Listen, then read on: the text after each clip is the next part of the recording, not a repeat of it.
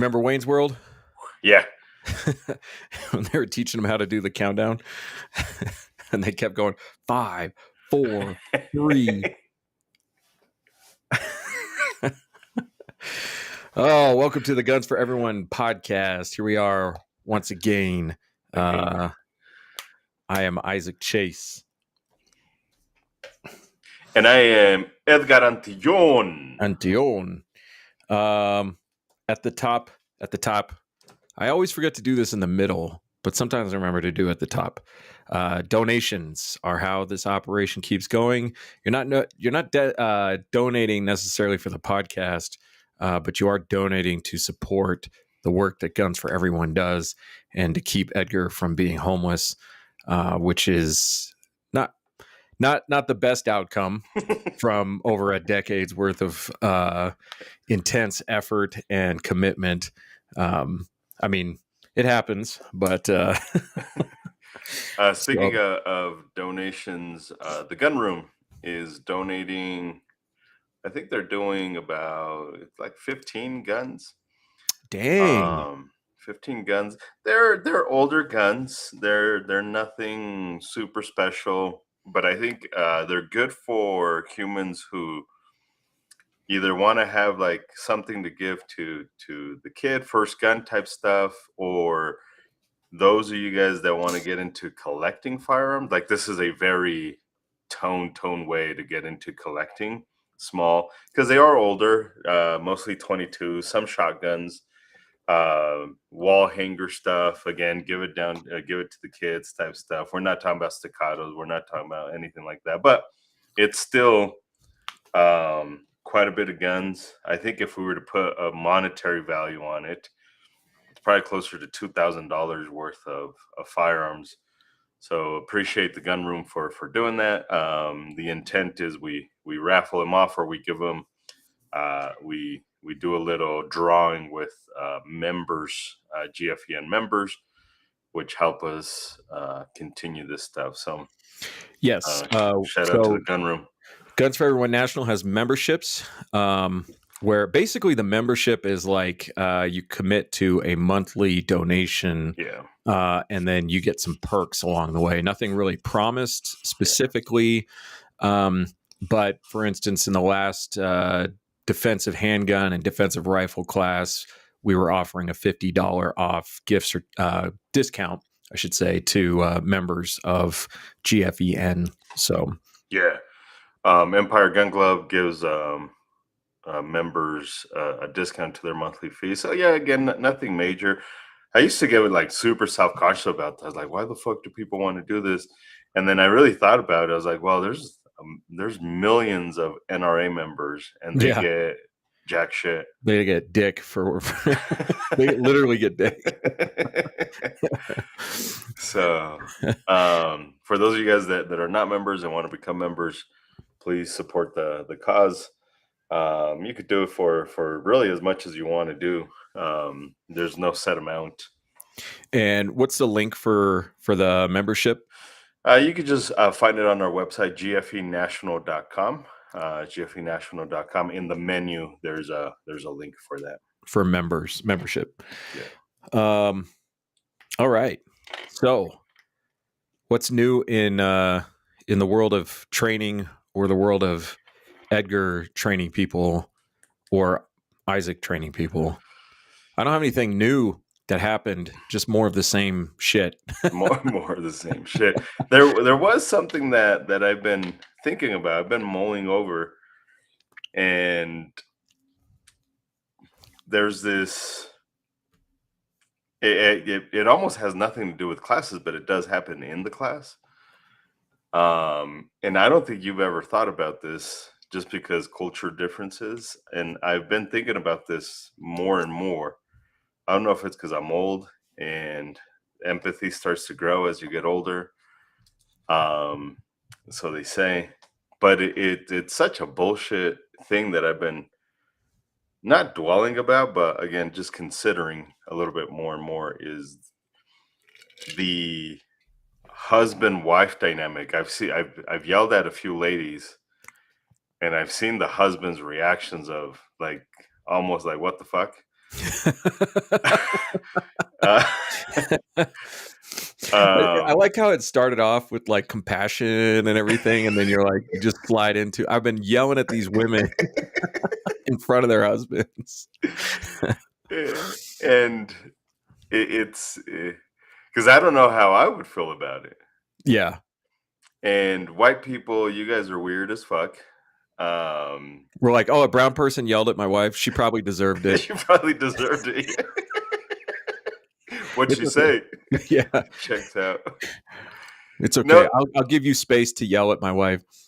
there is for sure a cultural difference. And maybe all white is not necessarily the whole thing, but I do notice that white men are a little bit more like, yeah, do what you got to do, buddy. It's okay. And Mexicans, brown people, um, I think on this, black people are more with white people than they are with Mexicans on this issue. Hmm.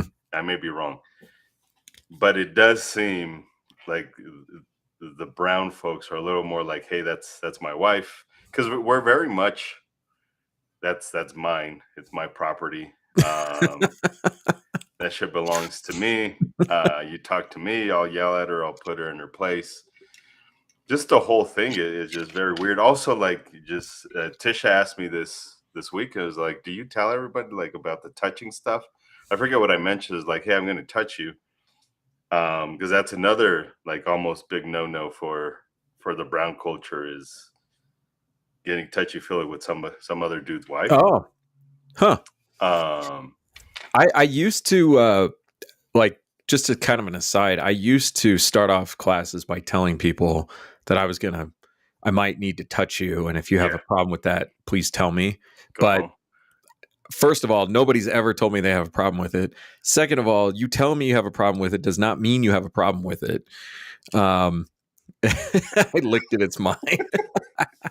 um, That yeah, has a whole so, different meaning with yeah. husband and wife dynamic. I licked it as mine. So now I don't even think about it. Um, and almost always I'm touching people's hands, Yeah, you it's know. easier than to explain it. Yeah, It's way easier. yeah.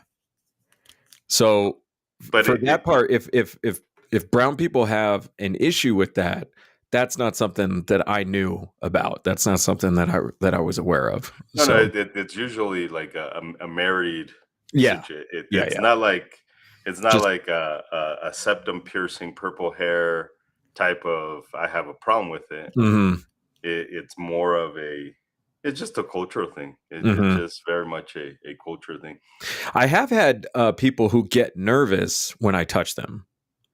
Like I can pick up on them getting a little bit more nervous when I start moving their hands around on the gun. But that could be because they have a gun in their hand and I'm Yeah, touching their hands. It doesn't necessarily mean they're uncomfortable with physical touch. yeah. So Yeah, I had one chick. I think I talked about this before. She's like, "Well, the gun's loaded." I was like, "Yeah, I know. Like, we're fucking shooting. I don't know." yeah. Oh, I'm sorry. Is it loaded? I did not know that. At a I just shooting thought it was class. making those loud noises all on its own. So I have been thinking about that. Yeah. Just I've never had anybody like flat out tell me like, "Hey, don't yell at my wife," because Hmm. there is this whole dynamic that needs to go away, ego that needs to go away in the classes, but Hmm. it's still a cultural thing that we have to overcome. And I hate to say, I guess just be understanding of it, but I don't know. I don't know where I'm at with it. Well, I think just like the touching thing, it's not that I don't care if people have a problem. It's that my approach to dealing with it is don't make it a problem until it becomes a problem Yeah, and be sensitive to signs that it could be a problem. But in most cases, it's not enough of a problem to be a problem. correct. Um, so, mostly my dynamic with husbands and wives has been husbands trying to teach their wives. And so, if I see that starting to happen, I'll just separate them. Oh, I Um, separate them from the start.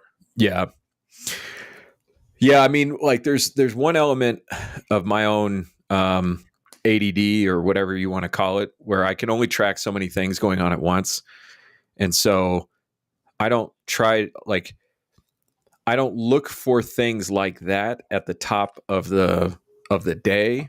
I wait until I start to notice that it's a problem, because it's like, how much resources do I have to devote to every possible thing that could develop, versus the things that I need to do right now. So, Yeah. but more often than not, it does it does become a problem. Husbands and wives. I've had a couple of fathers and daughters, but usually the fathers and daughters like isn't as much of a problem Correct.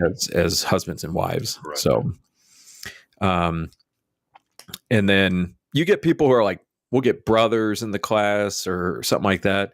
Um, but usually the biggest problem you see with that is just competition. You know, somehow they start working in competition against each other, which, to a point isn't really a big deal, but it could become distracting to the learning process. So, Yeah, buddy. yeah. So in terms of training, that's the only thing that's been on my brain. So, Um, oh, you're showing the merch. but it's not that one. Oh, um, so I've been becoming more and more focused on this problem lately of, oh, look at that. Nice. You got that blue that I wore for a long time. Oh, dude, I like that. Responsible, not law biting. Nice. Um, I talk about that in every single class now that we have brought that up. Um, yeah, so I'm trying to figure out if there is a better way to address the issue of people's natural behavior with a gun versus what we call on the range safe behavior with the gun.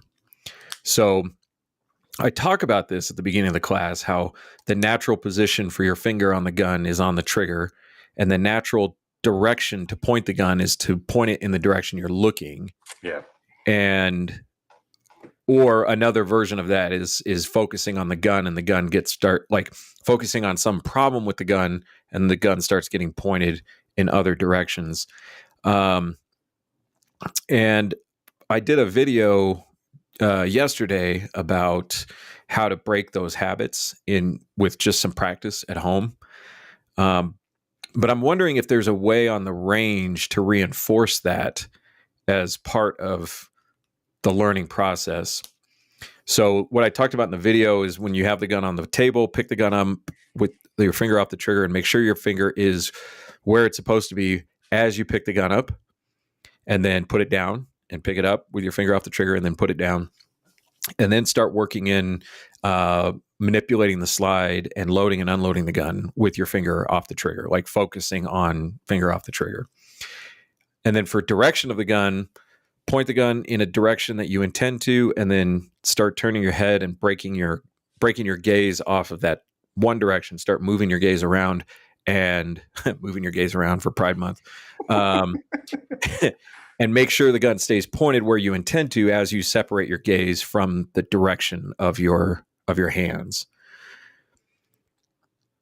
Because I did a little bit of deeper studying on this just to make sure I was right about this, but because of the way our brains develop, and because of the way our bodies and our central nervous system is engineered or evolved, our hands follow our gaze.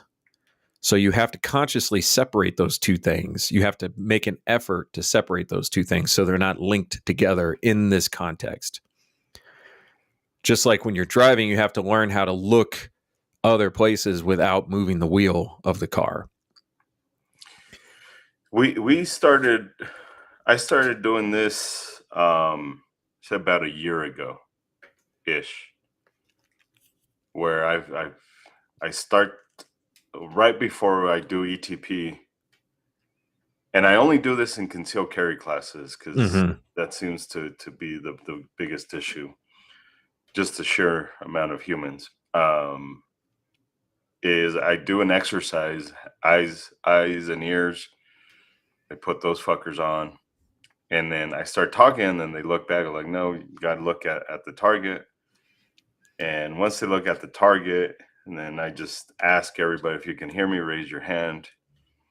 And then almost always they raise their hands, and we establish at that point you can hear me without looking at me. Mm-hmm. Your brain wants you to look at me. I get it, but here it's not safe for you to look back while I'm talking because you got a fucking gun in your hand. So you'd really do have to do very explicit exercises, and I'm sure there's all kinds of different ways that you can do it.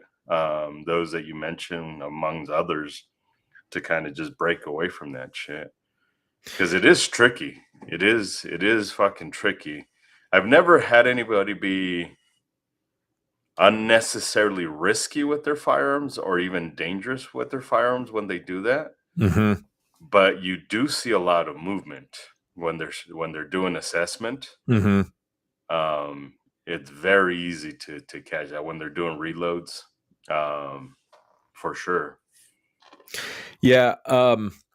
It seems to get worse too when people are nervous, but like I'm not trying to change the dynamic of the class to reduce one person's nervousness. That's not really Correct. how the class functions. Correct. But recognizing that when somebody gets nervous, they tend to start losing track of the gun, and they start losing track of everything, you know, that we talked about. But what I'm trying to solve is this disconnect between talking about it in the safety briefing and then seeing that translate into actual action on the range. Now, I'd say most people do it right, but I'm trying to find if there's some more efficient way of addressing the issue early on, rather than just keep, you have one person keeps putting their finger on the trigger. Hey, take your finger off the trigger. Hey, take your finger off the trigger. And is there a better way where that could be communicated once rather than 4 or 5 times with that person? So Yeah. I don't know. I'm playing with it. I'll probably experiment with it in some upcoming classes, but body's natural and learned responses are a real bitch. So yeah, that was one thing I kind of thought about, especially after the last class where I had 1 or 2 people who really struggled with it. And I'm like, there's got to be a better way to teach this, a more efficient way to teach this. So, Yeah, it's there. I mean, I'm sure there is, but it is a tricky thing because you have so many background natural movements mm-hmm. that we're really not even aware of because we don't really talk about them. Because there's no need to talk about them. There's even in driving, they don't teach you that shit in driving. There's no. Well, I've noticed, I mean, I've taught 3 of my kids now how to drive, and all 3 of them made the same mistake. And I remember watching them make the mistake. I remember making this mistake that the first couple of times that you tell them to look in their blind spot and they take not just their eyes, but their whole head in another direction, that their hands tend to follow that and move the wheel in the direction that they start to look. Yeah. So, but it's something that we overcome very quickly when we're driving because we have to. Like, you can't do that on the road. You get immediate feedback that the car is turning when it's not supposed to be turning. Yeah. And you get immediate feedback about the risk of that. And so you're forced to deal with this issue of separating your hands from your gaze. But if you do it on the range and nothing happens and nobody calls it out and you don't understand the risk of what just happened, you're not going to recognize it and take the necessary steps to stop it from happening. Yeah, I guess at the range, just fucking donkey punch them when they do that, and Yeah, then that's or the yell at feedback. them in front of their husbands. Usually it's an old man doing it, though. That's usually the worst offender. So, um, yeah, uh, I'm trying to. I'm also trying to understand if my evaluation of this is correct or not. So I keep using ChatGPT to help me research to make sure I'm right. But there's also the risk that you're going to just ask a question in a way that ChatGPT is going to agree with you. Correct. Um, but I think that I've gotten plenty of confirmation with references and resources, and in addition to all the learning I've done about the brain and the body, about why this kind of stuff is happening. But what I'm amazed at is that I don't ever hear any other instructors talking about it. Like I hear instructors talking about the rules. That's an obvious one. And I hear other instructors talking about pay attention to what you're doing. But I haven't heard any other instructors talk about natural behavior with the gun and how we need to address and break that natural behavior with the gun. Yeah. And this is where there's conflict between what we teach, and this is where that breakdown is we want to teach humans how to defend themselves according to how their Jesus programmed them. So something that is instinctual, something that is natural, and then right off the bat, we do tell them, well, don't do that, even though it is very instinctual, it is very Yeah. natural. So it's this balance of yes, but and and that's where it gets tough, I think, for a lot of instructors. Talking about body's natural reactions is one thing I've noticed in most humans is they want life to be an absolute. It must always be this way, and I think this is where a lot of instructors break down on this, right? Like the timer is always the timer is always the timer. It's always the time. That it is what it is. But once you start saying like, yeah, I get it, but there's fucking variables, Mm-hmm. and this is one of those variables where we want you to be as natural as possible and work with the body's natural reactions as best as you possibly can, understanding that sometimes you have to break away as best as we can from that shit. But it's still fucking tough. It is because it's gonna win every single time.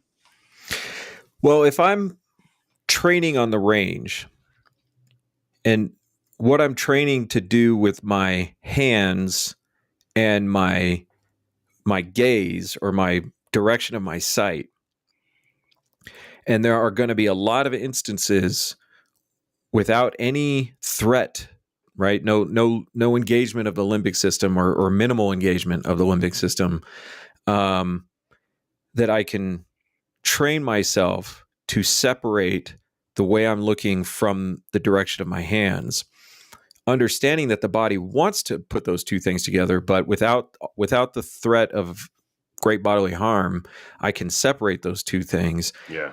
If I get into a fight and I draw my gun and I can't separate those things in a fight with the gun, that's part of the risk of using a gun in public.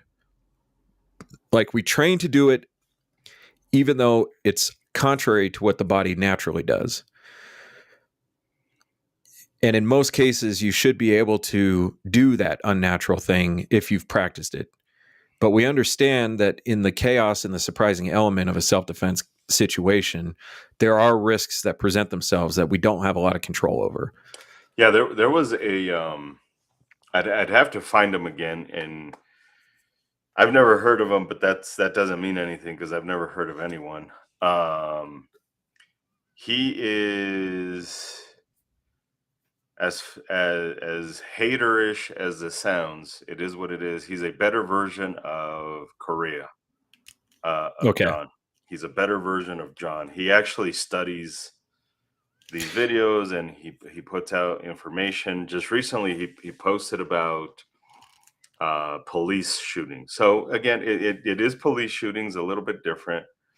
But one of the things that he noticed is one, in spite of heavy training, almost all officers in the shooting slapped the trigger and almost always kept their finger on the trigger while doing shit. Mm-hmm. So maybe at some point, and again, we're just spitballing here, maybe at some point we accept in the range we can control that and that's when it matters really the most. Mm-hmm. But maybe we can't control it once they're out in the wild, once they're about to die, once they're like, we hope they follow it, but when the limbic system says we're going to do this, that's what the fuck you're going to do. Right. And to use the finger on the trigger as an example, Yeah, yeah, lots of examples of police officers in because one of the benefits of body cam is we get a really good picture of where the finger is on the gun yeah, in more cases than we used to, way more cases than we used to. correct. And a lot of times the finger is in the right place and sometimes it's not. And we can't know if that police officer has a bad habit that Yeah, precluded that. Um, hey, what's up, gun websites? Um, we can't know, what the training habits were. We can't know any of that stuff, but we can say for sure that the police officer in that high stress situation is less likely to be thinking about that thing correct, than they are doing it on the range. But just correct. because we know the way the brain functions under stress, we get less prefrontal cortex action going on, more limbic system response. So, and then we could look at the outcome. Like even though the finger was on the trigger, in the majority of these cases, it did not lead to a negative outcome. Yeah. In a handful of cases, it does. There was one I remember watching where a police officer got out of the car and he had this gun up, and I think he bumped into the door or something and ended up shooting the guy when he didn't mean to shoot him. And then we have that really famous video from a long time ago where that guy's on the ground and there's a cop on top of him, and the Mhm. female officer comes up with the gun pointed in the bad guy's direction, and fires a shot off into the concrete, like right next to his head. So it's not that it can't happen, but we would definitely put it in the category of it's dangerous to use a gun in public, because a mistake that happens on the range that might be relatively low consequence, when you do it in public, the chances of a negative thing happening are much higher. Yeah. So, and then the direction of the gun, when the stress gets really bad, I mean, people are not managing their muzzle the way we would want them to manage the muzzle. Sometimes they do a good job, but a lot of times, even for brief moments, that muzzle is uncontrolled, and possibly pointing in directions that it shouldn't be. So it's one reason why it's so important to train it, for sure. But we also have to leave room that this is one of the reasons why we avoid having to use a gun in public in the first place, because you never know what the situation is like, what that hijack of your brain is going to end up causing you to do. Correct. So, and some people would say, well, why don't you just train for that kind of stress? Like, why don't you recreate that kind of stress? And like we've talked about before, you can't recreate that kind of stress. You can recreate kinds of stress, like you can increase heart rate, you can increase information processing, but you can't increase the brain's perception of a threat. Yeah, this is so tough to convey to humans. I continue studying about the limbic system, and I continue studying about neuroscience because it's such a fascinating topic. But also for us, we kind of have to. And I stumbled upon this, and I forget which video it was, but I'm horrible about remembering all this shit. But one of the things that they were talking about is humans who are undecisive, when once they hit this place of option overload, and they're like, I don't know which one to choose, they are in fight or flight. And I think this is where a lot of people and a lot of instructors will take that and see, like, say we can get to fight or flight in these. Yeah, but it's just an option. Like your brain's hitting fight or flight because it wants to make the correct choice. Your logical side of it, like you haven't lost your functioning system. You haven't lost it. Like you have not broken away from reality, but your limbic system is technically in a position where it wants to get the correct decision. Like, do I put pineapples on the pizza or not? And obviously, the choice is yes. Like fucking Hawaiian pizza is is a I good fucking cannot believe pizza. that we agree on that. I'm used to all my controversial opinions being disagreed by you. So, Well, now I hate it. so what you're saying is that that a information overload stimulates a version of fight or flight. Yeah, it's a small version. I still want to Mm-hmm. get it correct. I don't want to fuck it up. And there's plenty of data on this, but I think a lot of instructors will take that information. They're like, see, competition can kick in the fight or flight because you're having to make decisions, and you're like, I suppose if you want to get down to like the very small technicalities, then yeah, does a 9 millimeter um when it hits the body, is there a transfer of energy? Yeah, absolutely. But it's not enough to knock them down. It's not, it does a 45 when it hits the body, is it coming at an immense kinetic energy that it transfers a lot of energy? Yeah, but it's not going to knock them down. But a lot of people will say that, like, oh, it's got so much power, like it's negligible compared to my fucking 200 pounds. Mm-hmm. It's negligible. You're talking about grams versus an entire fucking human.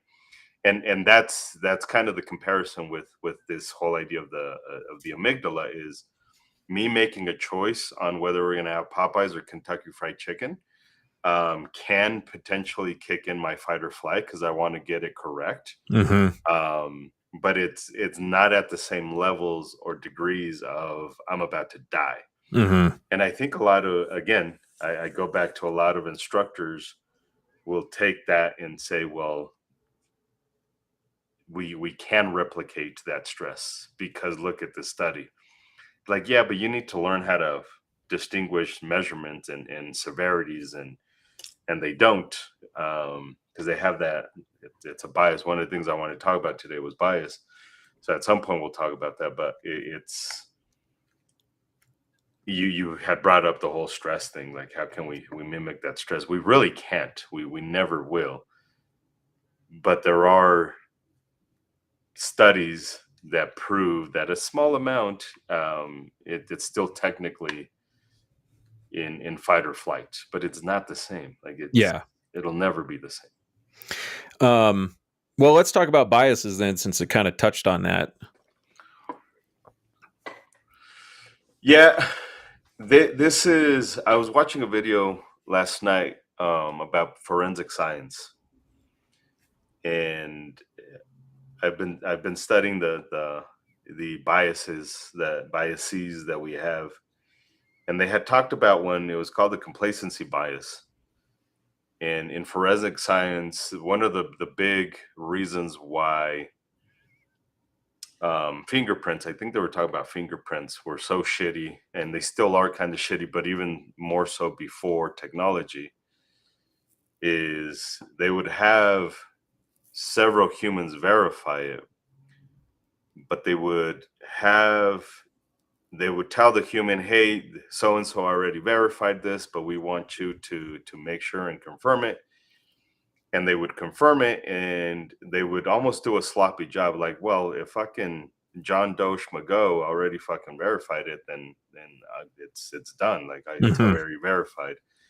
So they would get complacent, and they would assume that because somebody else already did it, that all I'm doing is just proving what they already believe. And why would I disprove what they already believe? And most humans don't want to do that. So they would have this bias, the complacency bias of that person already said it's true, so it must be true. I'd be really interested to know why the bias is to agree rather than disagree. Yeah. because like if you get the wrong person in there, right? By the way, I don't know if I said hello to gun websites and Joseph yet, but hello, welcome. If you get the wrong person, like Joe Schmo confirmed this, we want you to go ahead and review it too. And you're like, well, Joe Schmo's an idiot. And like now your bias is probably going to be, You're a Joe's hater. wrong, even if Joe's right. But generally speaking, in that kind of professional setting, you'd probably be more inclined to agree with your colleagues rather than disagree with them. And there's a version of this which I keep running into when I'm arguing with various instructors on YouTube, mostly in the comments of their videos. It's the appeal to authority logical fallacy, which is I'm challenging something you're saying, and then your answer is so and so has been teaching this for years and that's why it's correct, which is kind of a version of this kind of bias that you're Correct. talking about, which is I respect this person, I respect their experience, I respect their opinion, and so I don't need to think or critically evaluate what they're talking about. I need to agree with them, and you're wrong if you don't agree with them. Correct. And so it doesn't really matter what they say. It doesn't matter what that authority figure said. As long as this person has some level of agreement, then the easiest thing to do is just to say, well, look who else agrees with me, Correct. you know? And it's a shortcut. And kind of, I think it goes back to that efficiency principle is like, we're always looking for shortcuts. It's how the whole universe works. But we take shortcuts where we shouldn't take shortcuts because that's just what humans do, and that is a shortcut. That's a logical shortcut, or you could even call it down at the neurobiological level. It's a way to preserve resources in the brain, which is Well, not to spend time on it. and this is kind of our fight with the rules, right? Like um, Ryan Hoover, Fit to Fight Republic, just posted something, and it's pretty well written, but it's the rules are not necessarily a good thing. You talk about the four basic farm safety rules and how they're shit, and everybody loses their fucking mind. Like, wow, but we've been following these rules forever, and Jeff Cooper was the guy, and if they even know who the fuck Jeff Cooper is. But it's that because it takes away the responsibility because if it's wrong, then it wasn't my idea. It's the rules ideas, and the rules were wrong, and maybe that has something to do with it. I'm only confirming what that person already said, so they're wrong. Mm-hmm. Then I'm not wrong. Instead of kind of accepting that I've studied this and I've taken responsibility over the information. Um, yeah, it's such an interesting thing. Yeah, I mean, I was gonna say something about that. Shoot, and it just slipped right out of my mind. But going back to what you're saying with what Ryan said, that rules aren't necessarily a good thing. I think the wrong rules are not a good thing. I'll give you an example of a good rule, a very, very good rule. Pilots are not supposed to talk about anything in the cockpit except the required conversation for the tasks at hand during certain critical phases of the flight. When you are taxiing, you are not supposed to be making small talk. When you are doing your pre-flight, you're not supposed to be doing chit chat. And so it's a rule based on context. In the context of critical phases of the flight, do not distract yourself by talking about things that aren't related to critical phases of the flight. That's a really good rule. But if you just made the rule, do not make small talk in the cockpit, that's a dumb rule. Because there are long periods of the flight where small talk is okay. So you could have a dumb rule, and that makes problems. That creates problems for the people who realize it's a dumb rule, and then will start to break that dumb rule, and then breaking the rule becomes normal, and then you end up violating the principle, which is don't distract yourself from your task, from the thing you have to do. So to be more precise about it, I guess I'd say is dumb rules are a real problem when it comes to managing risk. Rules that don't make sense are a real problem when it comes to managing risk. And if your whole risk model is just rules, like risk management model is just rules, that's dumb too. You can't just manage risk with just rules. That doesn't make any sense. Like you got an aircraft with one functioning engine out of 4, and you're like, well, the rules are we can't talk about, Correct. It's like Correct. Your equipment is not safe to fly, but you're focused on the rule about talking in the cockpit. I prefer to think of my pilot sitting silently the entire flight. That'd be fine if your pilot was working by himself. Correct. But in that case, I really don't want my pilot doing a lot of talking. Who are you talking to right now? I'm talking to Tony. So it's like the idea that rules are what keep us safe. That's a problem. Correct. Rules help manage risk. That's correct, if done properly. But building a system of risk management around rules, it doesn't make any sense. Yeah. So I'm gonna play a video. Okay, play the video. It's only 4 minutes long. I don't know. Whatever. We got time to kill, I guess. What's the topic? It's cognitive bias, the most common cognitive bias. Have I played it? I can't remember. This is the exercise that I do in classes. Is this the math question? Yeah. Yeah, go ahead and play it. I'm going to give you guys 3 numbers, a 3-number sequence, and I have a rule in mind that these 3 numbers obey.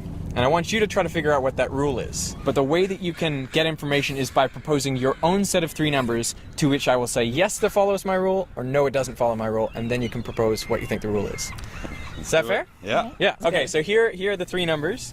2, 4, 8. 2, 4, 8.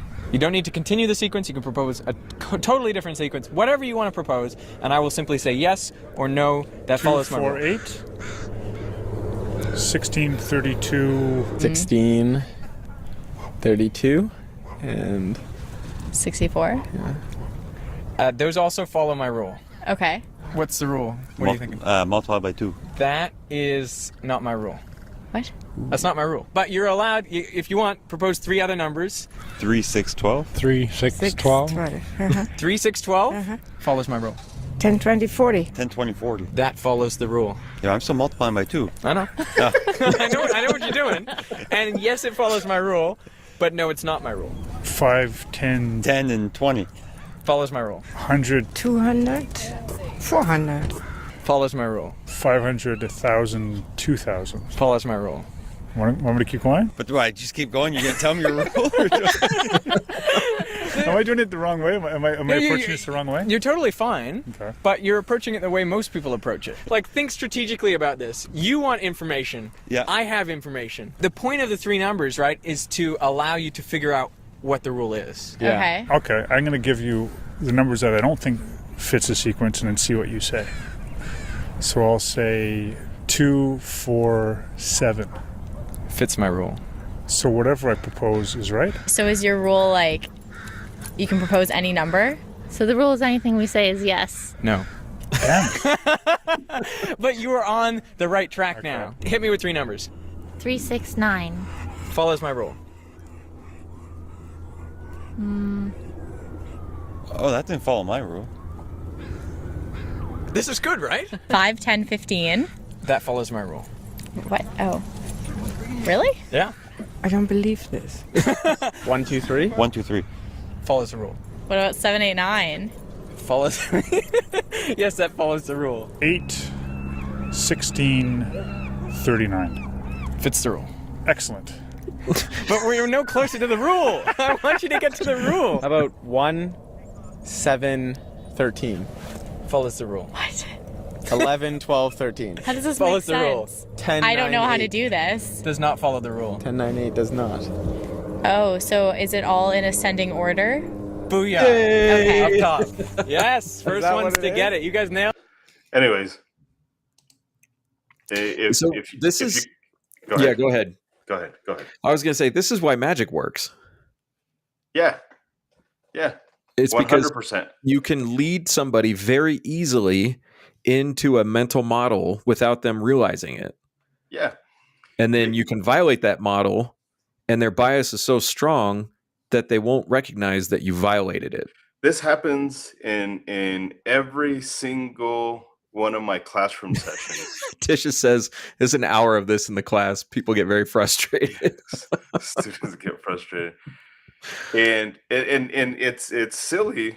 One, I need to kill 4 hours, but two, I also want to prove to them that they have a bias. The information they believe to be true is the only thing they try and prove, and that's a bad thing. That's not a good thing. So I want my students to understand you have this bias. Whatever you think, whatever information you have in your brain, you're only seeking information that's going to prove that. You're not trying to disprove that. And you will see this. Oh, it's times 2. It's a multiple of 2. It's a compound. Like, you're saying the same shit. Your brain's not getting away from this idea that it's not times 2. Does anybody get it right off the bat? I've only had one human who's like, I know what you're doing here. And it wasn't even from this video. He studied physics. And this actually came about in the early 1900s. And it involved Einstein. In fact, it was if we want to be scientists, we have to be open to the idea that I'm wrong. And we should be trying to disprove what we believe, not trying to prove what we believe. So, yeah, the reason why this happens is the one of the reasons why this happens is like one reason is we're intensely pattern focused people or beings. Like our brain is tuned to trying to identify patterns, even when they're not there. Like there's studies about this, people identifying patterns that don't exist because that's the way the brain works.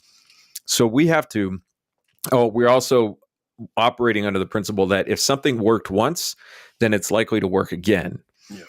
And so anytime somebody taught you 2, 4, 8, your brain goes back to what I learned, 2, 4, 8, 16, 32, right? That has to be it. And even when you tell them that's not it, they go right back to that same principle. So as we saw, every one of those people in that group got told that is not the rule. And then they repeated that same rule. The same shit. Right? Multiple times. Yeah. And this serves us well in basic functions, but it doesn't serve us well in higher functions. And discerning the nuances of applying a firearm to a chaotic scenario where life and death is on the line, that's higher level functioning. Doing it is low like actually doing it is very low functioning, but assessing how it works and how to best prepare for it, that's very high level functioning. Correct. And so if we challenge something in a class and people have this bias, it's really hard to get over. Fortunately, I will say from a concealed carry class point of view, you're oftentimes getting a lot of empty vessels. Yeah. People who don't have these specific biases in place because they haven't spent a lot of time developing them. You do get people who are like, no, I want to use both eyes open. That's a common one. Okay, like you'll get people who are like, I learned how to shoot 2 eyes open. Why are you telling me not to do that? And then we can explain it to them, but there's still this is during sighted fire. During sighted fire.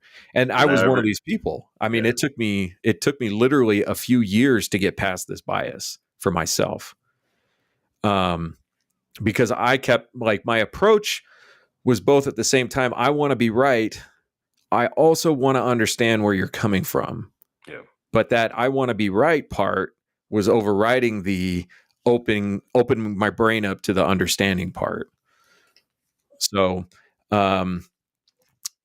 yeah, I mean, in a more in a defensive handgun class, you're more likely to get the people who, you know, have been spending a lot of time online learning from the gun fu experts, and applying things that seem to work because they are confirmed on the range, but don't fit with what the body does in a fight.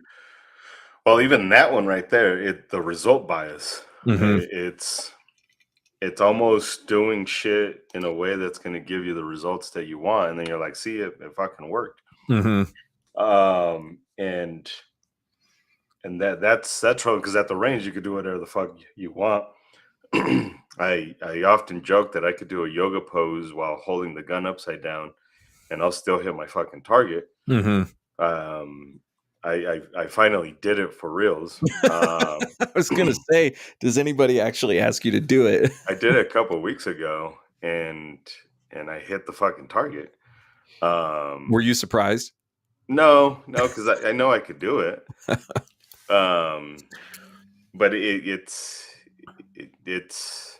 I shouldn't have to get to that extreme to like Mhm. literally get into a fucking yoga pose, hold the gun upside down, and press the trigger with my pinky, and then hit the fucking the number without an issue. But it's proving that like that's the result I wanted. I did all kinds of retarded shit, and I still got the result that I wanted. So obviously I'm right. Like obviously I can fucking defend myself while doing a yoga pose and holding the gun upside down. And that's exactly what humans are doing is I'm setting up the range so I get the result that I want. And you set it up to get the result you wanted. You may not know it. Mhm. Like in your brain, you're like, oh my God, I'm so fucking good. But like you set the shit up to get the result you wanted. So yeah, you got the result you wanted. Yeah. Congratulations. You're a genius. I think this is one of the traps of using video Yeah. to Yeah. evaluate what you should practice for and train for. Yeah. And I'll give an example that I just experienced myself. It's not really necessarily about self-defense from a, you know, hold the gun this way, point the gun this way. But if you've watched active self-protection for any length of time, you've seen a video of somewhere in South America, two guys pulling up on a motorcycle. And yeah, I am kind of interested in this yoga position, at least, maybe not the class, but at least the position, because I'm picturing downward facing dog. Gun website says I'm interested in the yoga position class. When will it be on the agenda? So if you watch these videos, you see somewhere in South America, two guys roll up on a motorcycle, and that's pretty good. I don't think I could hold that pose for very long, or at all. So. What is that one called? A tree. The tree pose. Okay. Yeah. And John Correa says this all the time, that two guys on a motorcycle in this part of the world is a pre-attack indicator. And then you go down and read the comments, and it's comment after comment. If I ever see two guys on a motorcycle, if I'm in Brazil and blah, blah, blah, blah, blah. Okay. I just got back from the Dominican Republic. Every That's how they travel. young adult male is riding 2 deep or 3 deep on a motorcycle. Yeah, there's actually a dude in the Dominican Republic. He's pretty famous. Skinny fucking lanky motherfucker.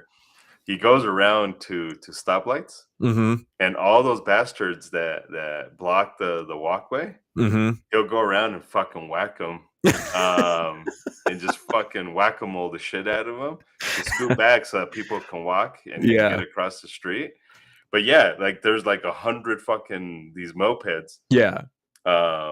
Yeah, two, sometimes fucking the whole family's on that bitch. Like, and I didn't take what Korea said about it at face value. How many But did if you you shoot? see it enough on video and you see two people on a motorcycle attack somebody, you can't help but start to develop a mental model, right? It's actually unavoidable. It's just pattern recognition. It's what your brain does. Correct. So I go visit Dominican Republic. We're riding back from the airport, and it took me about 2 minutes to realize everybody on the street is riding too deep on a motorcycle. You're in Am I danger. supposed to believe that all of these people are just seconds away from robbing somebody? They're gonna fucking kill you. But if you've never done that, if you've never gone to the actual place and done the actual thing, you're forced to sort of take this information at face value and accept it as true. And I even saw people getting off of their motorcycles with their helmet on, coming inside of different stores, which is that's a huge red flag according to active self-protection. I'm like, actually, they have nowhere else to put the helmet. You can't leave it on the bike; it's going to get stolen. Yeah. You know. So ironically, like I know we're doing this so it doesn't get stolen. Right. But try telling people that who haven't been to a place like that, and they're like, you don't know what you're talking about. Like, well, okay, I don't know what I'm talking about. Your bias is obviously correct. So here's a question: what is the most effective way to defeat that bias in a conversation?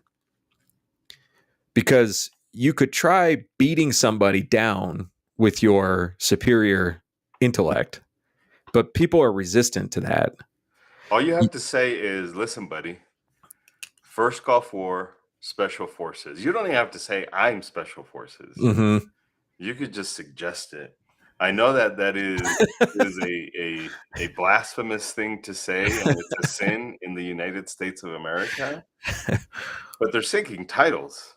Mm-hmm. Or you could just say my best friend's neighbor's cousin. He was a Navy SEAL Special Forces Delta Force. So how sad is that? You're making a joke, but that is the actual fastest way to overcome the bias. I think I'm just picturing this conversation happening, and I'm like, yeah, I think that would work. I mean, if and it goes straight to that appeal to authority, even though it's completely irrelevant. Like you use the first Gulf War as an example, that was more than 30 years ago. So think of all the changes and evolutions of training and equipment that have happened for special forces since that time. Right? Oh yeah, for sure. There's probably more they're doing differently than what they're still doing the same. It's the same. Yeah, for sure. But if you say that, it's like a shortcut to just being like, trust me, bro, my sister's brother's cousin, he was in the first Gulf War. He shot an Iraqi in the head, and this is how he did it.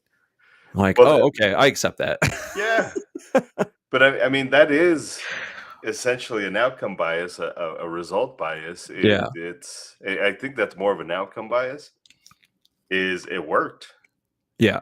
So one dude at one time in a very isolated circumstances did it one time. So that's the way it goes. That's crazy. Yeah, I don't know that you can combat stupidity like that. Mm-hmm. It's a human unwilling to be scientific about this. Yeah. So I had a guy in the class on Saturday. I was doing a classroom class, and I made a joke. Not really a joke. I said something that was funny, but it was true, and I meant it, about sexy Instagram shooting versus real defensive shooting. And a lot of times that kind of comment goes right past people. But one guy, like 10 minutes later, he finally raised his hand and he's like, can I ask a question? can you explain why the sexy Instagram pose is not the right way to do it? And so I did. I talked about it, and we were talking about extending the gun, and I was talking about, you get extension is what the body wants to do in that context. Extension gets the gun up in parallel with your line of sight, and extension gives you a confirmed point at which your body can repeat that lets you know that you're ready to shoot. And the sexy Instagram pose doesn't give you any of that. And he was like, okay, that makes sense. But I don't know if he is just saying, I get it, because he doesn't have a way to argue with it, but he still doesn't believe that it's true. Or if he actually took the information in and digested it and said, I understand, that makes sense to me. Right. So I don't know if I penetrated that bias or not. Yeah, it's hard to tell. I would say that most of those humans are open to the idea of new information. Mm-hmm. I hope so, because they're already doing what most won't, and that's challenge. Right. Because I mean, it was respectful, but it's still a challenge. Yeah. And this was like, I don't know, 30 minutes after I encouraged everybody to challenge, right? I mean, that's what we do at the beginning of the class, is not only tell people it's okay, but to encourage them to do it. So yeah, he probably did, but I'm just saying, like, there's no real way to know if that was effective or not. Yeah. I mean, I try to always follow up every answer I give in a class with does that answer your question? To give them one more opportunity to tell me that I didn't overcome whatever problem there was with that question. So, where I think actually I get way more pushback in classes with this confirmation bias is talking about the legal side of self-defense shootings. Because that's a place where most people do already have something in their mind about what they think is the right answer for that. And that model that they've built has been confirmed for them over and over and over again in movies, in books, in culture, in maybe even in self-defense or concealed carry classes that they've taken in the past. Police officers, even maybe lawyers. And so that's where I definitely get more pushback on the confirmation bias issue. So, and we have a lot more lively discussions about that. And I can tell in that case when something didn't click for somebody, because they will follow up with the exact same question that somebody else already asked and I answered, but they didn't process that question, that answer, or they didn't agree with it. I just have everybody point at him and be like, "You're retarded." Get her husband to, like, all right, come on, we're all gonna point and laugh at her. Gonna make me repeat myself. So that one, like, and I don't think I've necessarily figured out the best way to overcome that. My method in the class is brute force. I just keep repeating myself. I'm using different words, but I keep repeating the same thing using different words.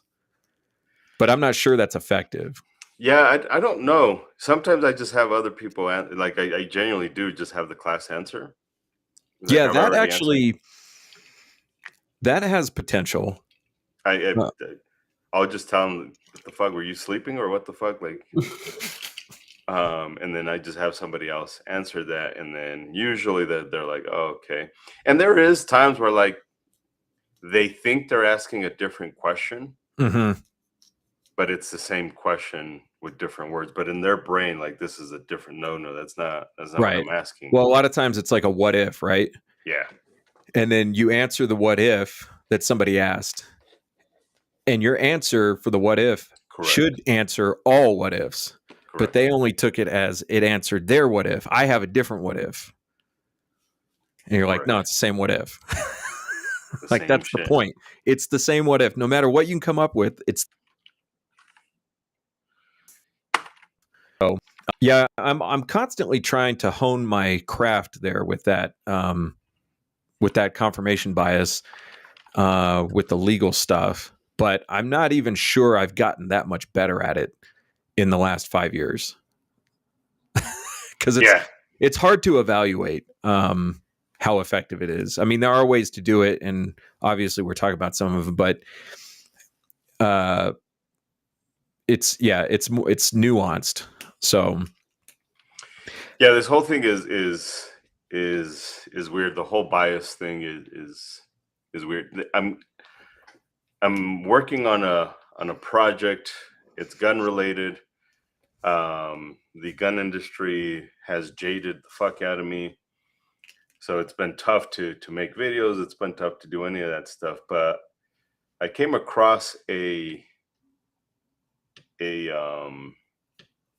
an article or a publishing from the science world, from the computer science world, and it worse is better. And this individual, last name Gabriel, I forget his first name. He talks about this. He doesn't talk about it in the scope of bias, but he talks about the difference between MIT's philosophy of computer engineering and software engineering, and the Unix/Linux philosophy. And the MIT is, objectively speaking, the correct way of doing software engineering. And the Unix and Linux way is just fucking send it and we'll figure out all of the fucky shit later. And that's why a lot of people struggle with Linux and Unix shit, because it's so basic and it's so crude that a lot of UIs and a lot of hardware has a lot of a difficult time working with it. So you have to fix a lot of bugs, and you spend a lot of time in the fucking terminal and sudoing shit and all that stuff. And the MIT philosophy is like, just get it done right from the fucking beginning, and that way you don't have any bugs. Like just fucking. But it takes longer. Like it takes a lot longer to get your shit out.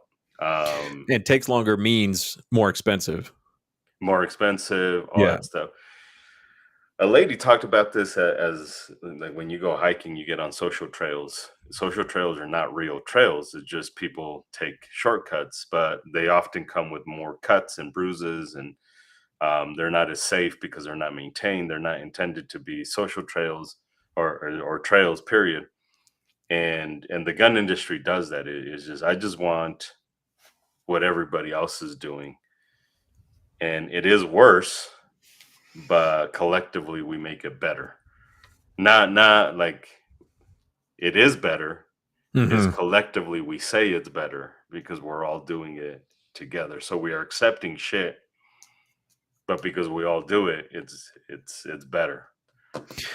It's this weird fucking.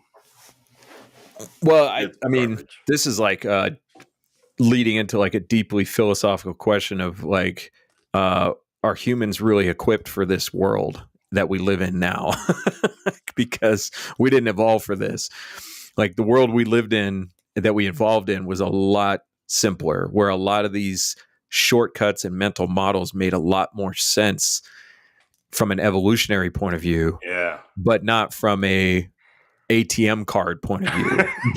Not, you know what I mean? Like, not from a world in which Twitter exists.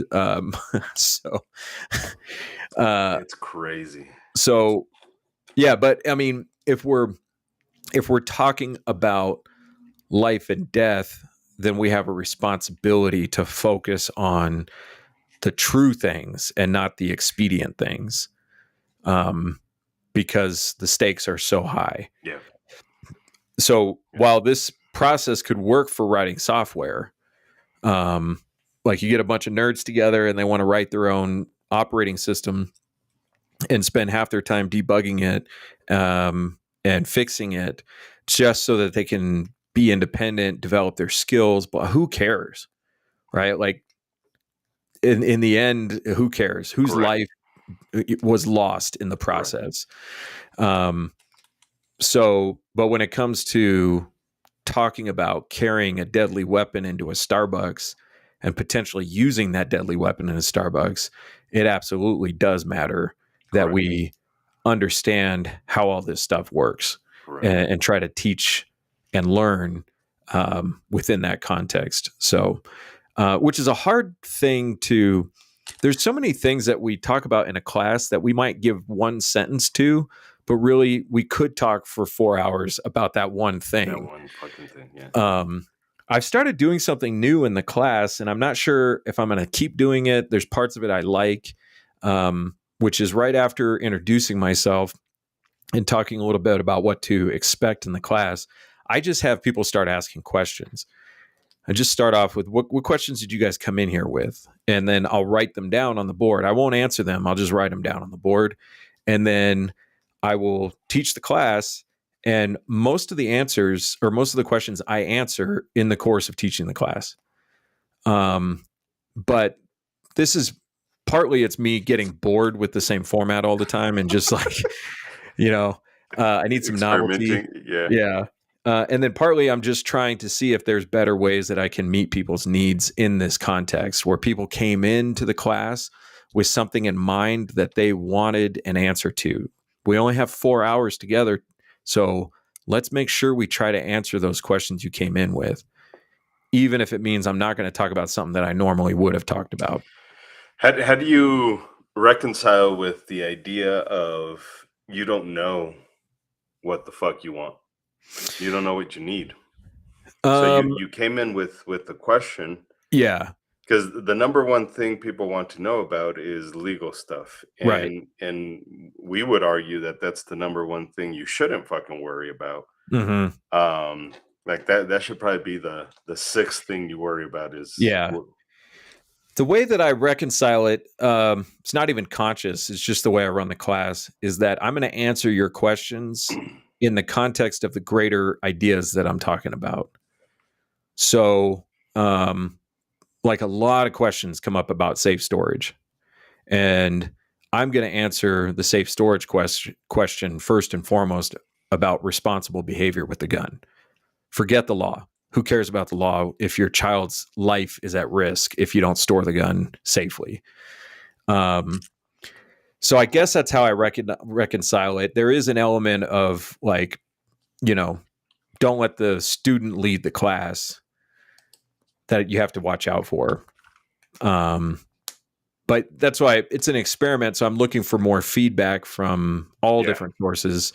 Somebody in the class gave me feedback about it. And so, all right, let's change topics. Let's talk about this shooting that happened in Montreal. Montreal. What happened? I don't know anything about it. You didn't hear everybody and their mother talking about it? Nope. Oh, I can't tell if you're serious or not. No, I'm dead serious. Oh, okay. There was unless I did hear about it, I just heard about it differently. Yeah. The cop who shot the civilian who surprised her. Yeah, I didn't hear about that. Oh, okay. I'll see if I can find the video because the video's pretty graphic. So finding the actual unedited video might be a little tricky, but let's see if I can find it real quick. Well, we get shut down anyways. So the story here is that some mass shooter started shooting at cops in downtown Montreal. And I'm going to go ahead and share this video, even though I'm pretty sure it doesn't show exactly what happened. But okay. I'm going to get rid of the captions here. So, whoa. Gladiatrix. Huh. Gladiatrix? Yeah, it's right there. One of your ads or your movies recently watched videos on the side.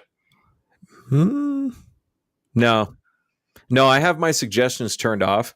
So this stuff is like never useful to me. But this might be. Gladiatress. It's actually frustrating for me because like I'll get a suggestion and it might just randomly be something I'm interested in, but I can never find it again. So, all right, let me see if I can make this a little bit bigger. Full screen. There we go. Okay. In the video, there is this column right here, this big white column, and there's a planter right here. And there is a officer on her knees behind the planter. And the attacker is coming from over to the right. This blurred out area right here is her fellow police officer who has already been shot and who pretty much very quickly expires laying here in front of this Porsche, bleeds out. Both of these officers were on the far side of this planter just a few seconds ago. And the attacker flanked them and shot down this sidewalk at them. And they moved around the planter to get away from him. But one officer's already hit. And this other officer right here is crouched behind, just hiding. Now, what you can't see yet is there is a civilian that was also on this same side of the planter as them. And he's wearing a black t-shirt and I think black shorts. And he's going to pop up. Oh, no, this is... Yeah, okay. Oh, he's wearing black pants. So he popped up from behind this planter and this female officer shot him point blank and killed him. Thinking it was the bad guy.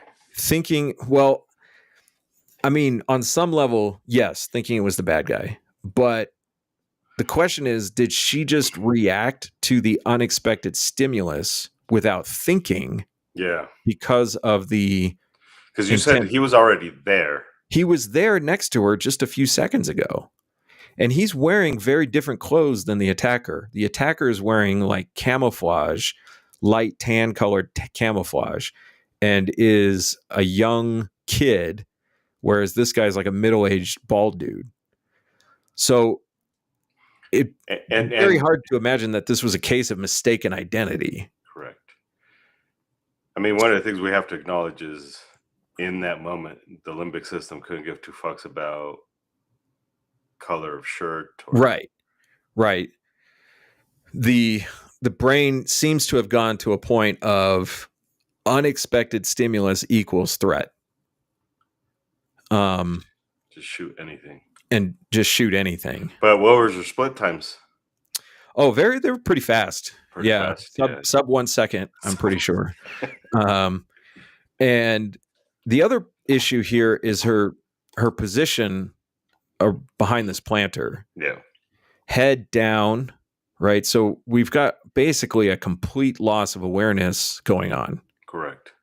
And I would say that this is a symptom of the overwhelming effect of the threat response. Like, if you talk to her and you said, did you have good awareness right there? She would, I don't know. Like, well, you would hope that she would say, I don't know. This is one of the reasons why we don't encourage go to cover concealment and go to a position of advantage. Because you could argue she's in good cover, pretty decent concealment. Mm-hmm. Other way around, really good concealment in relationship to the bad guy, pretty okay cover. Because I don't know what all of that is made of. Right. But it's not a position of advantage. Right. It's a perceived position of safety. Yeah. Even though like you don't feel safe there, but your monkey or your lizard brain is seeking safety. Correct. She ends up after she shoots this guy, she does end up getting flanked again. The bad guy is able to run all the way up into this position before she sees him. And then she manages to flee because I think, if I'm trying to remember from the video, I don't think the bad guy knew she was there. So there was a moment of reaction time to him seeing that she was there and her booking it the other direction. And she ends up surviving. And maybe, although it hasn't been confirmed yet, she might have been the one that actually killed the attacker. As she flees, you can hear gunfire going off. Rifle. The bad guy has a rifle. She's got a handgun, and you can hear rifle and handgun shots going off.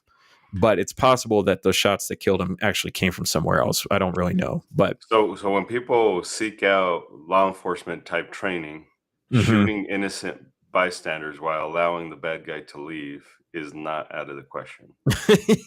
yeah, shoot the hostage. That's fucked up to say, but obviously. Yeah. Joseph asked, do Canadian cops have patrol rifles? It's my understanding that they basically have all of the equipment that U.S. cops have. They're not like the UK cops where they just have the whistle and baton. Man, when I was in the UK at the airport, there were police officers walking around with those FN 2000 rifles, those ones from not Super Troopers, Starship Troopers, walking around in the airport with those guns. Yeah. That was shocking. I used to want one of those. Well, they're definitely interesting. They're so fucking stupid, and yeah. I want one. So I'm trying to see if we can actually get a better video. Oh, Al Jazeera probably will show it. Gun websites. What would it cost realistically to have all highly trained cops? Let me kill the volume on this. Interestingly, this dude right here in the blue doesn't move the whole time, and the shooter runs right past him. So people are like, this guy is lucky. I don't think he was the intended target. I think he was targeting law enforcement. Yeah. So, but you can see kind of down here right above the text, there's this little blur, and that's the shooter. Now he's running. Oh, thanks for putting the text right in front of everybody. Okay, so here's the shooter behind this planter, which is kind of mimicking what the other planter is right there. And he's reloading. Like a penis made out of planters. Yeah. Yeah, so she just capped him right there. Fucking killed him. And this is another angle. Oh, well, anyway. I should have been more prepared. But yeah, so I mean, it sucks, and a lot of people have a very gut reaction to it. But the way we try to look at it is how is the brain actually functioning in this context? And there's some things we can't know, but we can say are maybe true or likely true based on what we know about the brain. But terrible circumstance for sure. I'm glad it wasn't me that had to be in that position. Because the last thing I want to do is be like, I'm better prepared than she is. Because how do I know somebody's shooting at me with a rifle and wastes my partner right next to me? Well, and if you watch the video, the good guy, and not making any excuses, I think it's fucked, but it does seem like he's trying to like go over her. Yeah, I mean, like trying to run behind her. I don't know what the fuck his thinking was, but yeah. Well, he was exposed. She wasn't paying attention. Mm-hmm. She was looking somewhere else, wasn't paying attention, and all of a sudden, fucking somebody's like standing right behind her. Mm-hmm. I mean, but it is. I don't know the training. I'm sure it's garbage because it's police training. It speaks to the commands or shoot commands instead of process information commands. Mm-hmm. And the way we do it is the opposite. Is our commands are process information commands. They're not shoot commands. Mm-hmm. I don't know if that has a lot to do with it, because again, a lot of law enforcement military training is nobody's going to question you, just fucking shoot and ask questions later. That's where all this comes from. Shoot first, ask questions later. And this is what you end up with. Yeah. And gun websites, what would it cost realistically to have all highly trained cops? Highly trained, what does that mean? Yeah. Like, because you could spend a lot of time training somebody to do the wrong thing and call it highly trained. So, in all of Canada, they have less than 25 officer-involved shootings per year. LAPD averages 32 per year. Only 32? I would have thought it was higher than that.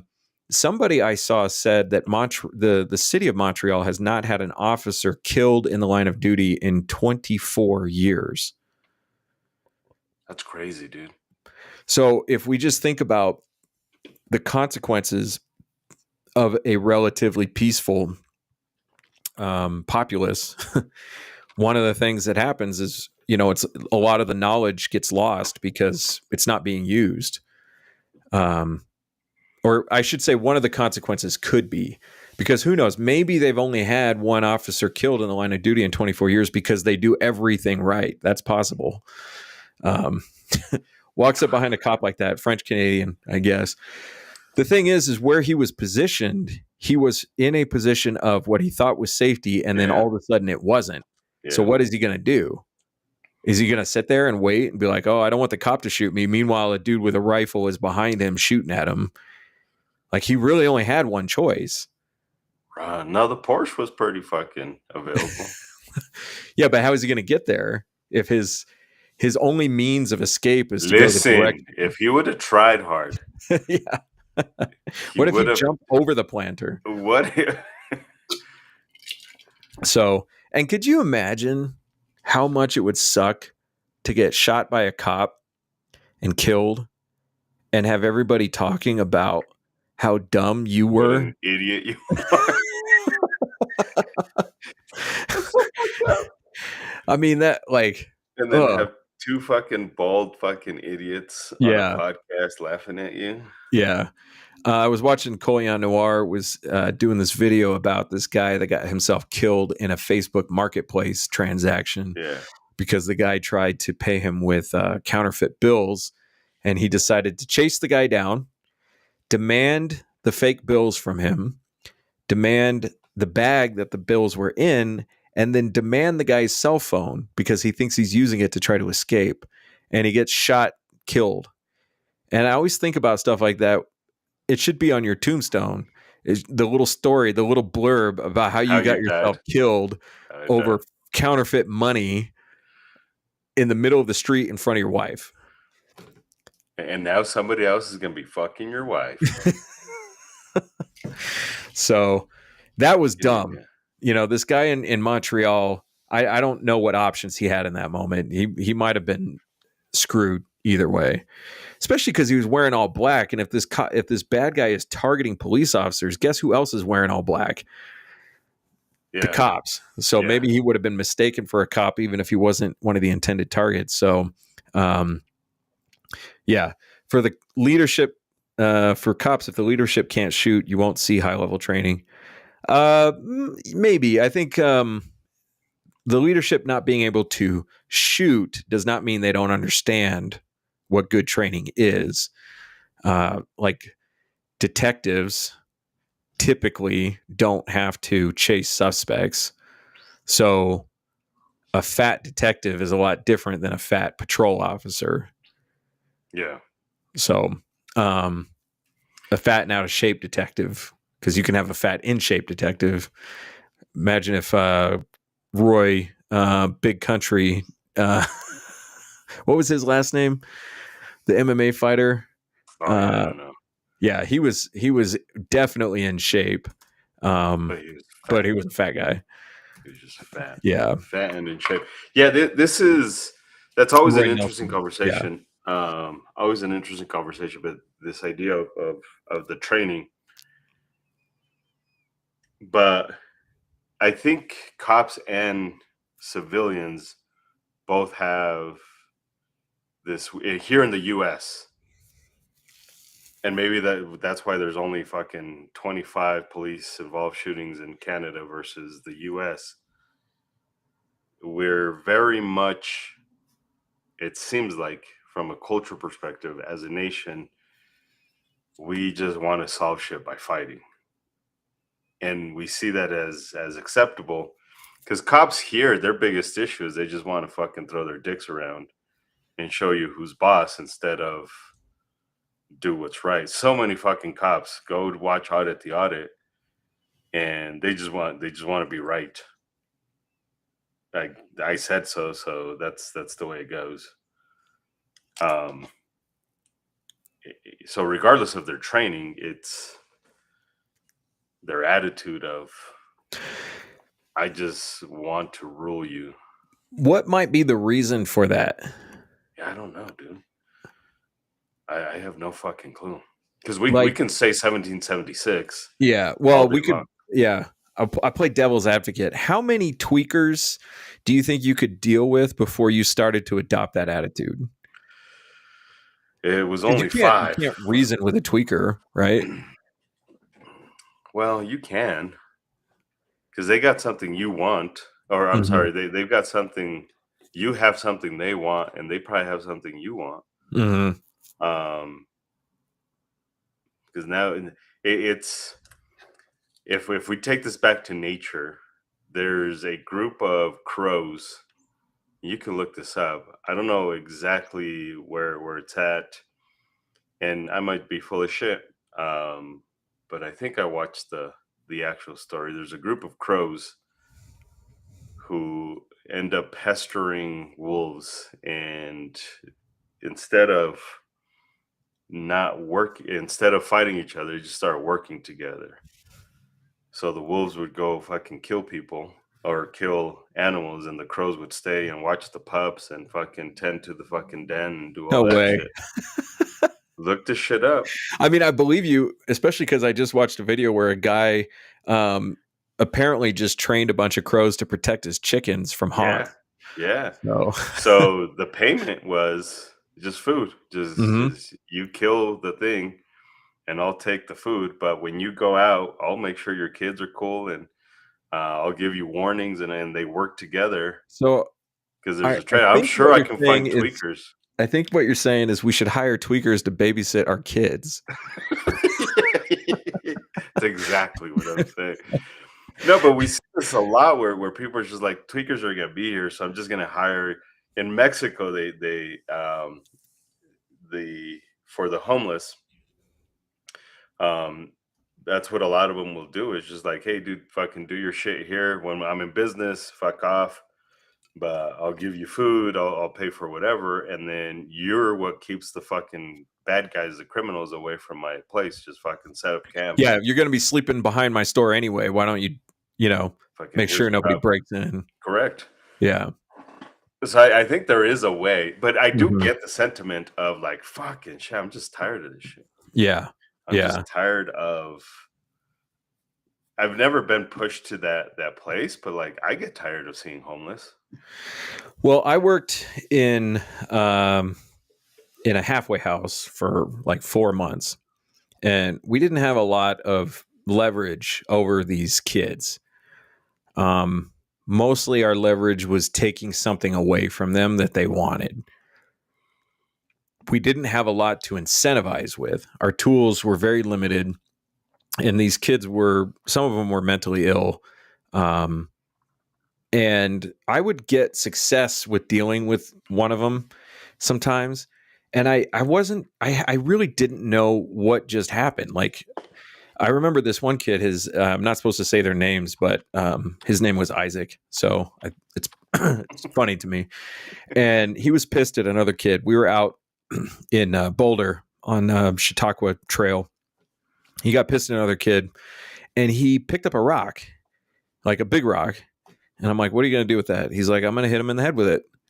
And I'm like, you can't do that. And he's like, I know you're telling me I can't do that, but that is what's going to happen. And like, I can't physically stop him, because if I attempt to physically stop him and don't succeed immediately, like, I'm putting myself at risk that I'm going to get jumped by a bunch of these kids all at the same time, So I have to use my wits. And I'm talking to him, and out of nowhere, he goes, all right, never mind. I'm cool.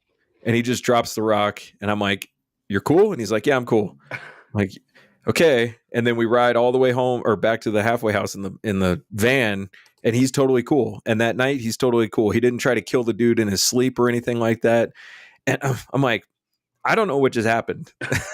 Like, we resolved the situation, but I have no idea how. So, what did you Google?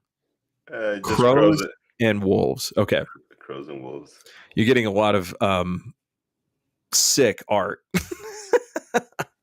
Oh I'm yeah, gonna for put sure. that one on the T-shirt. This The right wolf here. and the crow. This is your new tattoo. Yeah. On your belly. uh, on my belly. Right below right below your Thug Life tattoo. Yeah, my Thug Life tattoo and my 720.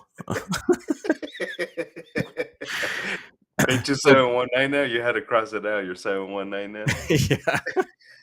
So did you find this story? Share a fascinating mutually beneficial relationship in the wild. That's crazy. No, I mean there's a lot of animals that do this. Yeah. Yeah, that's true. They're just they help each other out because it benefits them. One gives protection, and then the other one finds the food or whatever it is.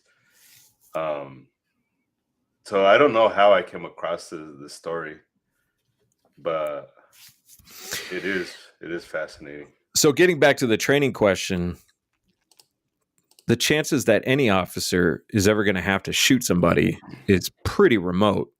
So if you're looking at how do you best train a police officer, like to do it, most of your training is going to focus on how to deal with DUIs and domestics and, writing vagrancy tickets, doing some felony arrests, like there's not a lot of time spent on these types of situations. But here's I go back to this the way we train cops is if we were to give them some logic, and I know government has zero fucking logic, we acknowledge as a society, we all understand if you ask what's the most dangerous thing that can happen to a cop, and that's pulling someone over. Mm-hmm. So then logically it'd be easier to just get rid of fucking pulling people over for bullshit. Like don't pull them over for small shit, 10 miles over the speed limit, whatever. Like just get rid of that shit, and then now the need for a lot of the shit kind of goes away. But our mentality is I always love it when protection money. Where's my dick money, fucker? I need some dick money. Motherfucker. You got those Mac Dre vibes going.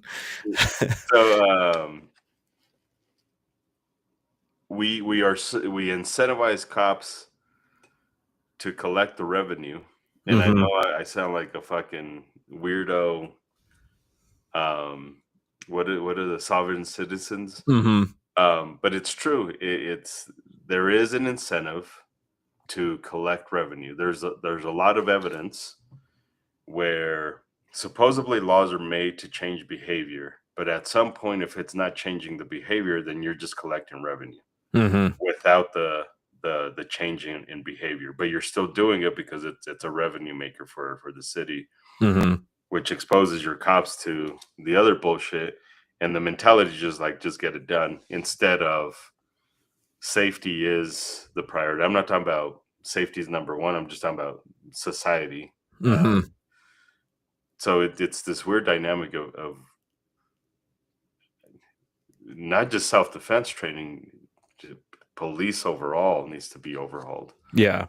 So I have feelings about that, but I also don't have really any I'm not an authority on it. So part of me looks at something like a broken windows campaign that says if we go after the small stuff, the big stuff will be reduced. But that might just be manipulating stats. What do I know? Right? Like I don't know if that actually works or not. Ultimately, I want to live in a society that's safe enough for me to pursue my interests with minimal concern about unnecessary problems. Like we talked about this before, your best chances of being attacked by somebody in your life is going to be by somebody you know. Well, if I can surround myself with people who don't attack each other for no reason, like I've drastically reduced the chances that I'm going to be the victim of a violent crime. And then if I can cut road rage out of that scenario too, I've further dropped I can do things in my life to make my life safe enough for the things that I want. However, could it be true that when you let a bunch of small stuff go, you encourage big stuff? That could be true. I don't know if it's true. Yeah. And so I don't really have a strong opinion about it. Like, I have feelings that come up about it, but I don't really know what the answer is. I do know I've been pulled over for bullshit before, like absolute bullshit. I got pulled over by a cop who told me to my face he pulled me over because I had an out of state license plate. Like, that's it. Yeah, that's Kansas. Yeah. And then I've been pulled over by a cop for having a mohawk. I have nothing else, just having a mohawk. Yeah. I got pulled over by a state trooper for having a taillight that was broken, but I had the red fix-it tape over it. And I asked him, I said, I thought that red fix-it tape was a legal fix. And he goes, it is. I go, well, why'd you pull me over then? I got pulled over for having a car that was to the cop, it looked like a different color than what was registered, but it was the same color. It was just wrong. Like, he pulled me over because of what time it was and where it was. Like, I didn't do anything, So I have been in that position where, we're getting on the small things. I'm like, yeah, but you're bothering people who didn't do anything. One time I was stopped by a cop for borrowing stuff from places permanently. And then I was like, prove it. And like, well, we can't. Because if I say they let me borrow it, just prove it. And then, I mean, I've never talked to the owner, but what's that bag of weed? None of your business. All right. So we did our due diligence to look at that Montreal video. There's not a lot, like, a lot of people are trying to pull a lot of stuff out of that video. I think that's kind of hard to do, given the things that we've talked about in the past with video and stuff. I do have, to wrap us up, a little story that you may not have heard of. We have discussed in the past the use of handguns against bears, right? We've discussed that caliber does not seem to matter when it comes to stopping a bear attack.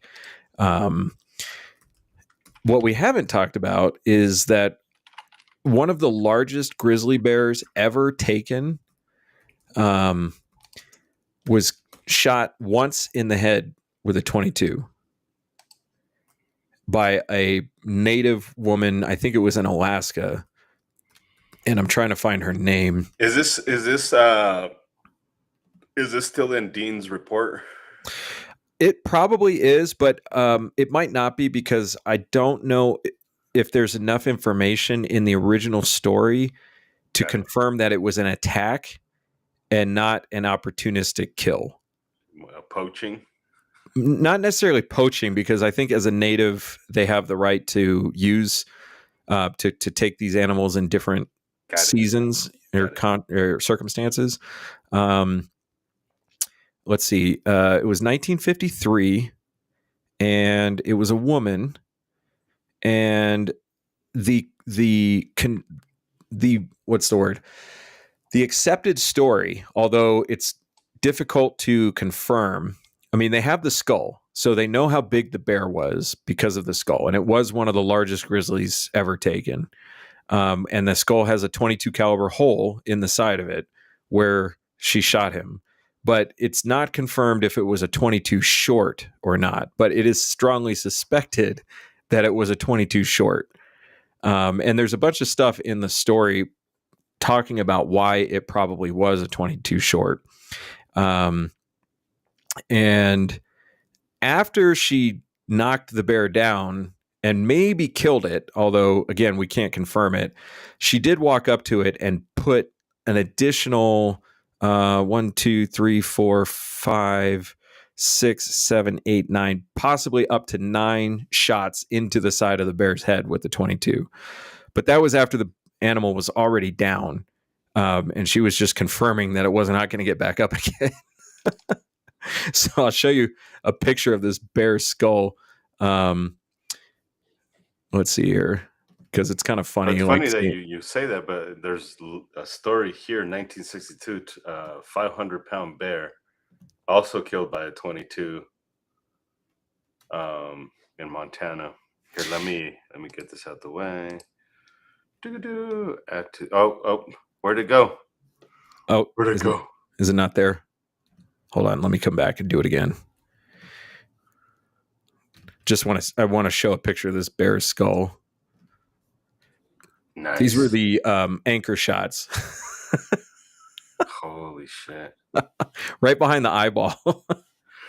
There's a couple stories like this. There's one with the 9mm where 2 shots from a 9mm killed a grizzly. And then it says that once it was dead, the person shot it 3 more times. And a lot of people get hung up on like, well, it was 5 total. I was like, yeah, but you're missing that. You don't walk up on a grizzly to shoot it 3 more times if you think it still wants to fight you. So like you neglect that it was already down after the first 2 shots. Yeah. This is the original hole, or the first hole. Nice. So, yeah. I just heard about this. I'd never heard this story before, but here's a picture of the woman. This guy is holding her picture, but she doesn't look to be like... looks like my grandma. Yeah. Abuelita. Yeah, so I'm not saying that if I got into a fight with a bear, I would prefer to have a for sure bolt action 22 short rifle. For sure. But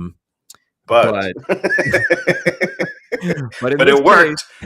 But it worked. But it worked. See, guys, all you need is a bolt action 22 short rifle and for self-defense. Yeah. Speaking of bolt action, there's a video of a dude that goes to a hotel, I believe, and he tries to rob the place with the bolt action. He ends up getting smoked. That's too bad. But only because he didn't actually shoot. He was just like waving the bitch around. But yeah, it was intriguing. It kind of looked like an AR lower, but it was a bolt action. California compliant AR. Yeah, I saw somebody shooting a bolt action 45 AR. I was like, that's kind of interesting. But I bought a gun recently, not recently, like 6 months ago, and I took it out and shot it, and it's fine. It's an awesome gun. But I left the range. I didn't have any good feelings. I wasn't walking out of the range like, man, that was fun. I was like, okay, I shot. What's next? What's for dinner? Like, I think all the joy is gone. So for reals, I felt like a fucking dickhead because Abe bought an AR. Mm-hmm. He's like, oh, want to see my AR? I was like, not really. Is it any different than the 20 million other ARs that are floating around in our country? And you can kind of see him fucking deflated. Yeah. I was like, I mean, it's an AR. Like, I don't know what the fuck you want me to tell you. I am this close to selling a few of my guns to start a brand new hobby. And I'll show you what this brand new hobby is. It better be a nice one. Oh, I dropped part of it. Oh, yeah. I had that hobby when I was a teenager, and it's a really nice hobby. This is a 1968 Dodge Dart GTS, and this is gonna do engines on them? Yeah. Well, I mean, okay, they're not gonna be RC cars. Yeah, this is just model building. Yeah. So it comes with engine parts, but they're not super detailed. This is like the 3rd or 4th model I've done in my life. But this is for my dad for Father's Day. He had this 1968 Dodge Dart. So I'm trying to color match everything and get it looking like the one that he had. The first one I did was a Mustang. Oh, yeah, of course. Yeah. And then what? A Chevy Silverado? No, I think I did 2 total, and I forget what the second one was. The very first one was a Mustang, though. My second one that I did was a 1968 Chevy Impala, or 64 Chevy Impala. And the model kit actually came with like the The hydros? airbags and like Yeah. not real airbags, but you Correct. could pose it Yeah. like in different positions. But I started working on this thing and I'm like, I don't have any tools. I don't have anything I need. And my first thought was, why don't I just go sell a gun and buy everything I need to do this? And then I'm working on it at the workbench here, and I'm like, I have too much gun stuff on the workbench. I should just get rid of all of that so I can have a model workbench. So this speaks to this, and I get it. You and I are probably just jaded, getting old, and all that shit. It's not as exciting. Obviously, we can get excited about stuff. Yeah. Obviously we can, but it speaks to this, and I want to have him on here. So I don't even know if I want to say who it is just yet, but he's going to be doing the classes for SP 25003. And obviously he knows the conversation you and I had. And one of his things was, well, this is one way to keep the culture alive. But I think you and I are experiencing this idea of these people are new to the game. This guy is relatively new in terms of, I mean, we've been around for almost 20 years. So when people say, oh, I've been at this for 5 years, just like, that's cute, buddy. It's like when people tell me I've been married for 5 years and to them that seems like a long time. I'm like, that's fucking precious. I've had fights that last longer than that. Yeah, I've had grudges. So it's always cute. Like, oh, I've been at this for 2-3 years. It's like, you're still excited. You're still in there. Yeah. We get to a point where we see. It doesn't mean I want to stop fighting for Colorado. It doesn't mean that I'm giving up. But the writing's on the wall for a lot of this shit. We're seeing what's happening in California. You won't be able to buy quote unquote Glock style guns anymore. And every time it's like, well, we're just gonna keep fighting. I was like, yeah, at some point, everything I own is gonna be illegal, and I have a choice to make, like actually go fight, or try and hide the shit because most of what I own now is a fucking felony.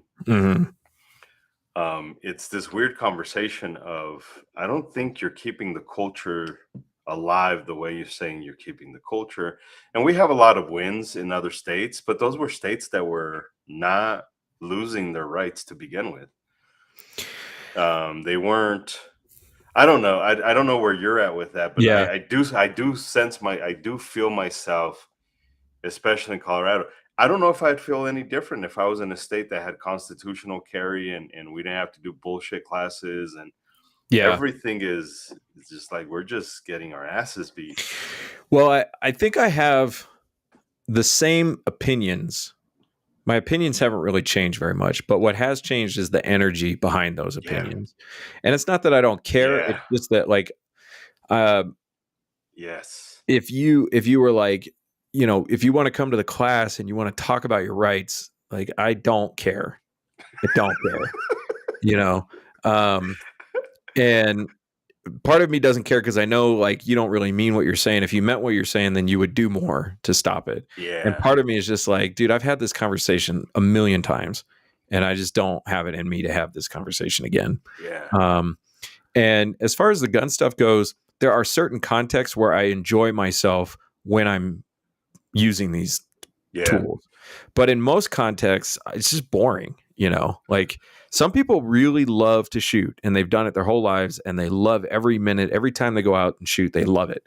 And I'm just not that person. Like, and recreationally. Recreational. I haven't been for a long time. Yeah. And it's okay. I don't feel bad about it. But when people want to talk to me and they're excited about something they bought or did, you know, I have a hard time matching the energy. Like you said with Abe, like, I'm having a hard time matching that energy. But I do have an intense passion for the teaching about self-defense. That is important to me. And so I feel very comfortable in continuing and doing what I'm doing. But if you want to have prolonged conversation with me about gear, like, I'm just you're gonna lose me at some point because Yeah, part of me is maybe it's just because I lost interest a long time ago. Mhm. I mean, I remember telling you you're just a gear whore. Yeah, Uh, I finally accepted it. so there's that, but I still enjoyed putting ARs together, and now I'm just like, it's just a fucking AR. Hmm. It's just a fucking Glock style. It's just a fucking gun. And I do think a lot of it is just part of always trying to fight, and the more we fight, the more we lose, Yeah, and that sucks the joy away. So I want to know how many humans are losing their interest in guns because of what's going on legally. I know with Charlie, when the Charlie Kirk thing, a lot of humans stepped away from guns. mm. Um, we've seen this a lot in classes, and we talked to a lot of gun store owners, and they're like, yeah, the whole Charlie Kirk thing, like we had big clients that would come and buy guns, and now they're not buying guns. They said that really affected the way, not that they hate guns now, but just buying more. Yeah. So I'm Yeah. wondering in Colorado how many humans are going to not participate in the culture because you're just like, fucking, we're done. Yeah. And let's be honest, the culture, as we call it, only represents at most 10% of actual gun owners. You're being generous. Yeah, that's being super generous. Yeah. So and most of that takes place online, where nothing's real anyway. So Correct. That's another thing is like, how many fake interactions can you have around this before it starts to affect you, you know? Correct. But like I said, I still get a lot of engage. Like I'm still very engaged with parts of this. But it was really striking to me the other day when my first thought was like, let's get rid of all the gun stuff and let's just buy paint and brushes and magnifying glasses. Like I have one of these. Yeah. You should buy the one with the TV online. They're like $100. I was actually working in my kitchen and watching a movie with my wife and my daughter at the same time. And I'd have these on, you know, and I look at the TV and I'm like, wait. So, yeah. But also part of it, I think, is just kind of like, dude, you do old man stuff because it's no joke. Like you start to age out of stuff and into stuff, you know? So like my old age at this point is like getting into modeling, thinking about bifocals, and carrying around special wipes for myself. So and making sure Tums are always within reach no matter where I'm at. There you go, dude. Harbor Freight. Harbor Freight got the little air sprayer compressor kit. Hell yeah, dude. I just seen them for $100. Yeah, there you go, dude. I'm a member, dude. Super member. Super member, yeah. $20 a year. So on that super depressing note, I want to call out what Joseph said here. He says, got pulled over in Kansas for going 4 miles an hour over. I said, that was not good police work, and he let me go. Man, I need to remember that one. That's shitty police work. Because I got pulled over in Kansas for some bullshit, too. I was driving a rented RV with Colorado plates, and, of course, they thought I had weed in the camper. So, all right. So donate, go to guns, gfenational.com, gfenational.com. Memberships. You can be a member at any dollar amount if you give on a monthly basis. All of it helps. All of it contributes. I did just get my dates approved for July and August. So I'll be scheduling July and August classes tonight probably. And I don't know what your schedule looks like, but I know people have been asking. If anybody happens to be watching and you've been asking, where's the July and August schedule? Mine's coming up. So, spoiler alert. I don't have any class dates in July because I just heard back from the range. They don't have any availability for July. So I guess it's just August, but yeah, that's what I got. Thank you, everybody. Thanks, Joseph and Gun Websites, if you're still around. Tisha and spread the word. And we will talk to you guys. Spread the word, spread your cheeks, and wash wash your them.